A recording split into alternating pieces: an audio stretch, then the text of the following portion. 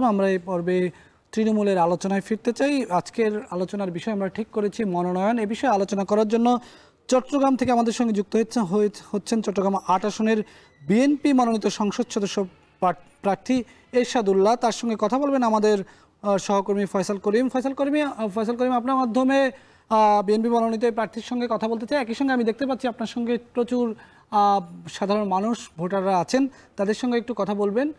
জানতে চাই প্রার্থীর কাছ থেকে, বিশেষ করে বিএনপি মনোনয়ন দেওয়ার পর তাদের এলাকার নির্বাচনী হাওয়া এখন কেমন, কী ধরনের আবেদন নিয়ে তিনি এলাকার মানুষের কাছে যাচ্ছেন বা কী ধরনের প্রতিশ্রুতি দিচ্ছেন। ফয়সাল করিম।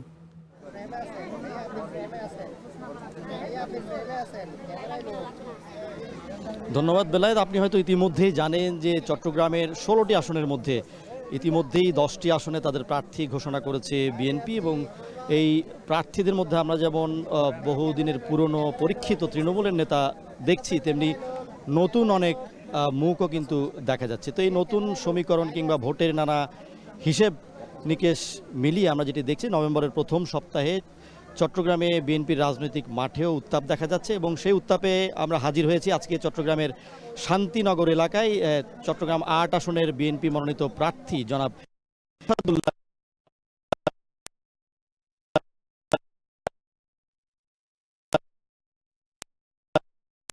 যুক্ত হওয়ার জন্য প্রথমেই যেটি জানতে চাইবো, আমরা যেটি দেখছি যে চট্টগ্রামে বিএনপির যাদেরকে মনোনয়ন দেওয়া হয়েছে তাদের মধ্যে পুরনো পরীক্ষিত নেতাদের পাশাপাশি নতুনদেরও কিন্তু স্থান দেওয়া হয়েছে।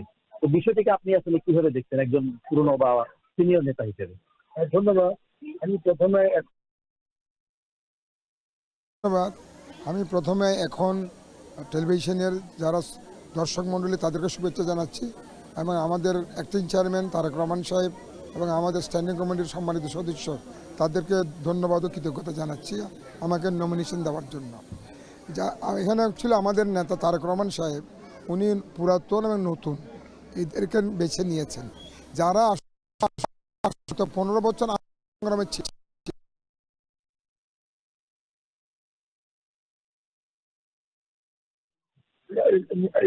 বর্তমান নমিনেশন দেওয়া হয়েছে, সুতরাং এখানে নতুনদের যদি তুলে না আনা হয় তাহলে আগামী দিনে বিএনপির মধ্যে তো নেতৃত্ব বেকম হয়ে যায়।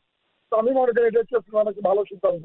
যারা ত্যাগী নেতা আছেন, যাদেরকে গত 15 বছর আমরা দেখেছি, তাদেরকে উনি কিন্তু মূল্যায়ন।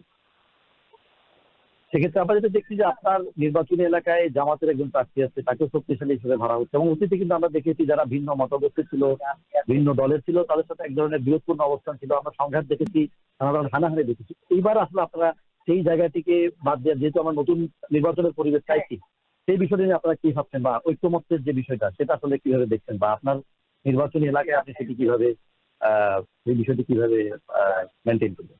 আমরা গত 15 বছর গণতন্ত্রের জন্য সংগ্রাম করি। যেহেতু বাংলাদেশে গণতন্ত্র ছিল না, দেশের সরকার ক্ষমতার মধ্যে ছিল, আমরা যেখানে গণতন্ত্র বিশ্বাস করি, আমরা তো অন্য কোনো দলকে স্পেস দিতাম। আমরা এখানে তো যারা প্রতিদ্বন্দ্বিতা করতেছে, আমি মনে করি তারা আমাদের প্রতিদ্বন্দ্বী, তারা আমাদের শত্রু না। তারা একটা গণতান্ত্রিক দল হিসেবে তাদেরকে তাদের অধিকার যেটা রয়েছে আমাদের সেম অধিকার রয়েছে। সুতরাং রাজনীতির মাঠে বা ইলেকশনের মাঠে সবাই লেভেল প্লেইং ফিল্ড সবার এক। সুতরাং এইভাবে আমি মনে করি সরকারকেও এই লেভেল প্লেইংটার ব্যাপারে একটা সুনির্দিষ্ট পদক্ষেপ নিতে হয়। আমি সবার, ছোট দল হোক বড় দল হোক, আলটিমেট সে হচ্ছে নমিনেট, সে হচ্ছে এখানে ক্যান্ডিডেট হিসেবে গণতান্ত্রিক গণবার্তা হলে গণতন্ত্র আমরা বিশ্বাস করি। আমরা গণতন্ত্রকে আগামী প্রতিষ্ঠায় যোগ দিতে গেলে আমি মনে করি আমাদেরকে সহনশীল হতে, গণতন্ত্রের প্রতি আমাদের শ্রদ্ধাশীল হতে হবে, তাহলে গণতন্ত্র আগামী দিনে আমরা আসলে চট্টগ্রামের ৮ আসনের যিনি প্রার্থী তার কাছে এখন যেটি জানতে চাইব যে তার আসনের আসলে যারা জনসাধারণ আছেন তাদের দীর্ঘদিনের একটি দাবি যে কালুরঘাট সেতু এবং ওই প্রান্তের যে যোগাযোগ ব্যবস্থা কিংবা আর্থসামাজিক ব্যবস্থা সেটিকে কাজে লাগানোর উপর কিন্তু অনেক সরকারি জোর দিয়েছিল, কিন্তু সেটি বাস্তব হয়নি।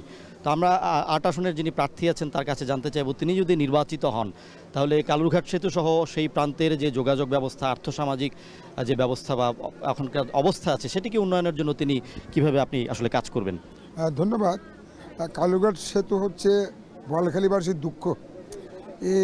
এই সেতু গত 15 বছর আওয়ামী লীগ সরকার এখন পদক্ষেপ নিয়ে কোনো কাজ করেনি। তো বর্তমানে আমরা ইনশাআল্লাহ আমরা যে বিএনপি ধানের শীষ আগামী দিনে ক্ষমতায় যায়, আমাদের প্রথম পদক্ষেপ হবে কালুঘাট সেতুর কাজ শুরু করা। এবং যেহেতু এটা টেন্ডার হয়ে গেছে, কিন্তু যে কাজগুলো এখন বাকি আছে, মানে এখানে অ্যাকোয়ার করা কাজ, জায়গা অ্যাকোয়ার করা এবং প্রাইমারি যেসব কাজগুলি আছে এগুলি যেগুলো শুরু করা দরকার। আমি আমার সাথে রেলওয়ের সাথে যোগাযোগ আছে, কারণ রেলওয়ে এটা কিন্তু রেলওয়ে এটাকে কোরিয়ান একটা এক্সিম ব্যাংক এটাকে অনেক লোন দিয়েছেন, সুতরাং তাদের কন্ট্রাক্টররা যে না আসলে কিন্তু কাজটা শুরু করতে পারবে না। তো আমি মনে করি আমরা দ্রুত গতিতে কীভাবে এটাকে শুরু করা যায় এবং তাড়াতাড়ি কীভাবে শেষ করা যায় এ ব্যাপারে আমরা ব্যবস্থা নেব। এবং এই কালুঘাট ব্রিজ হওয়ার পর ওদিকে আমাদের বিশেষ করে ব্যবসা বাণিজ্যের ব্যাপারে আমাদের ইন্ডাস্ট্রিয়ালাইজেশন, আমাদের শিল্পায়ন, বিসিক বলেন, বড় শিল্প বলেন, এগুলি এখানে শহরের মধ্যে আর কোনো শিল্পায়ন সম্ভব না। সুতরাং ওখানে আমাদের শিল্পায়ন হলে আমাদের বিশেষ করে বোয়ালখালীবাসীর যারা আমাদের ছাত্র যুবক ভাইয়েরা আছে, বেকারত্ব অভিশাপে যারা জর্জরিত, তাদেরকে চাকরির সংস্থান করা হবে, একটা বেকারত্বর সমস্যার সমাধান হবে। আর দ্বিতীয় কথা হচ্ছে ওখানে বোয়ালখালী একটা বড় এলাকা, সেখানে এখন আছে 50 সদস্য বিশিষ্ট যে একটা হেলথ কমপ্লেক্স আছে, সেটাকে আমরা 250 বেডের একটা হসপিটাল করার জন্য চিন্তাভাবনা করছি। এবং আমাদের ছেলে মেয়েদের খেলাধুলার জন্য, তাদের শরীর ঠিক রাখার জন্য একটা স্টেডিয়ামের জন্য আমরা চিন্তাভাবনা আমাদের আছে, সেটা ইনশাল্লাহ আমরা করব। আর বাকি হচ্ছে ওখানে বিশেষ করে নদী ভাঙা, যে কর্ণফুলী নদীর ভাঙন থেকে রোধ করা, এবং এখানে আপনার রাস্তাঘাট, স্কুল কলেজ, তারপরে বিভিন্ন ধরনের আর্থসামাজিক উন্নয়ন এবং অবকাঠামো উন্নয়নের ব্যাপারে, এবং আমাদের বিশেষ করে এখানে যেটা আপনার করলডাঙ্গা পাহাড় যেটা আছে, ওখানে একটা বিনোদন কেন্দ্র করার যায় কিনা পর্যটনের জন্য, যেহেতু কল্যাণী নদীর ঘেরাও করে এখানে কিন্তু পাহাড় রয়েছে, পাহাড় আর নদী রয়েছে। তো এখানে কোনো বিনোদন কেন্দ্র করতে পারলে আমি মানুষের জন্য একটা, চট্টগ্রামবাসীর জন্য একটু সুবিধা হবে, বোয়ালখালীবাসীর জন্য সুবিধা হবে।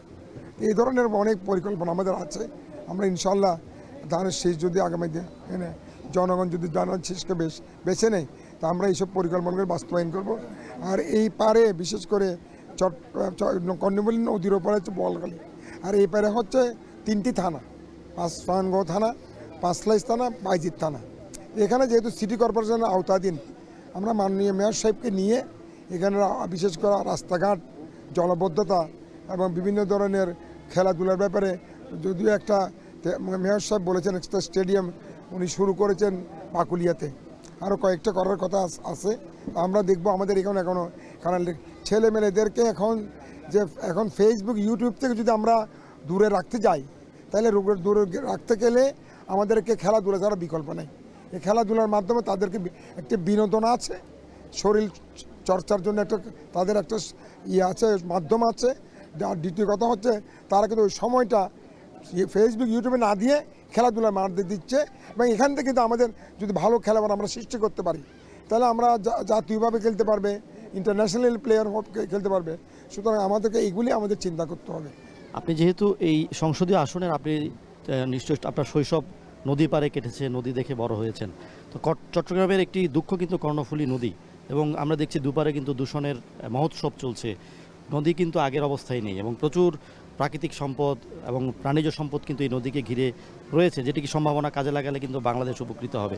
তো আপনার এলাকায় যেহেতু এমন একটি নদী রয়েছে, বাংলাদেশের অত্যন্ত অর্থকরী একটি নদী, যে নদীর একটি বড় ভূমিকা রয়েছে বাংলাদেশের আমদানি রপ্তানি থেকে শুরু করে অর্থনীতিতে, তো সেই নদী নিয়ে আপনার কোনো পরিকল্পনা আছে কিনা? নদী আমাদের কর্ণফুলী নদীর সবচেয়ে বড় সমস্যা হচ্ছে দূষণ এবং ভরাট। আমার সাথে কালকেও আমার সাথে পোর্ট চেয়ারম্যানের সাথে দেখা হয়েছিল, উনি বিশেষ করে ড্রেজিংয়ের ব্যাপারে উনি কিন্তু পদক্ষেপ নিয়েছেন। ড্রেজিং না হলে কিন্তু এটা কন্টিনিউয়াস ড্রেজিং করতে হবে, ড্রেজিং না হলে কিন্তু নদী যে ভরাট হচ্ছে সেটা কিন্তু আলটিমেটলি আমাদের বিশেষ করে যে আমাদের শিপগুলো আসতেছে এগুলি আসা কঠিন হয়ে যাবে। আর দ্বিতীয় কথা হচ্ছে আমরা যে এই পলিথিন ফেলাচ্ছি, পলিথিন বলেন, কাঁচরা বলেন, এখন এগুলিকে আমাদেরকে একটা সামাজিক আন্দোলন করতে হবে। এটা কেন আমরা ড্রেনে ফেলে দিচ্ছি, আলটিমেট ড্রেন থেকে এগুলি কিন্তু খালে গিয়ে, খাল থেকে আলটিমেটলি নদীতে চলে যাচ্ছে। এগুলো আমাদেরকে রোধ করতে হবে। এগুলো যদি আমরা, আর পলিথিন সরকারকে এটাকে বিকল্প, যেমন পচনশীল পলিথিন যেগুলো হবে, যেমন আমাদের জুট দিয়ে যেগুলি তৈরি হবে, এগুলিকে আমাদের করতে হবে। কারণ পলিথিন আমাদের এটা এনভায়রনমেন্টের জন্য এত ক্ষতিকারক, এবং এটা মনে হয় এটাকে ব্যান করা উচিত। ধন্যবাদ আপনাকে আমাদের সাথে আপনার মূল্যবান সময় এবং মতামত দেওয়ার জন্য। আমরা যেটি আসলে দেখলাম যে আমাদের যিনি বিএনপির ৮ আসনের মনোনীত প্রার্থী, তার সাথে তার আসনের নির্বাচনী যেই প্রতিশ্রুতি, ঐক্যমত সহ নানা বিষয় নিয়ে আজকে আলোচনা হলো। তবে দিন শেষে যারা এই এলাকার ভোটার আছেন তাদের প্রত্যাশা যাতে একটি শান্তিপূর্ণ, সুষ্ঠু এবং একটি গ্রহণযোগ্য নির্বাচনের মাধ্যমে তারা তাদের যোগ্য প্রার্থীকে নির্বাচিত করতে পারে, তাদের সেই প্রত্যাশা রয়েছে। তো আমাদের কাছে আজকে ভোটের ট্রেনে চট্টগ্রাম থেকে ছিল এতটুকুই। বেলায়েত।